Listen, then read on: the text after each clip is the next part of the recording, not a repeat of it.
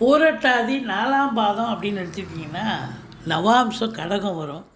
கடகம் வந்ததுன்னு சொன்னால் அப்போ நிதித்துறை, நீதித்துறை, அரசியல், கல்வித்துறை, இல்லை அரசியலில் இருக்கிறவங்க பெரும் புள்ளியாக மாற வாய்ப்புகள் இருக்குது. ஒரு சாதாரண ஒரு குடிமகனாக இருப்பார், அரசியலில் சேர்ந்து டப்புன்னு பெரிய லெவலில் இந்த ஒரு வருஷத்தில் அவர் ஃபோக்கஸு, அதாவது சினிமா மற்றும் தொலைக்காட்சி மற்றும் மீடியாக்களில் ஃபோக்கஸ் ஆகிற அளவுக்கு அவர் முன்னணியில் வந்து விடுவார். நல்ல பெரிய லெவலில் நிற்பார்.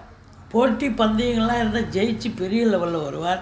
குடும்பத்தில் நிம்மதி, சந்தோஷம், குதூகலம் ஏற்பட போகிறது. உங்களை பொறுத்தவரையிலையும் தொட்டதெல்லாம் தொடங்க போகிறது.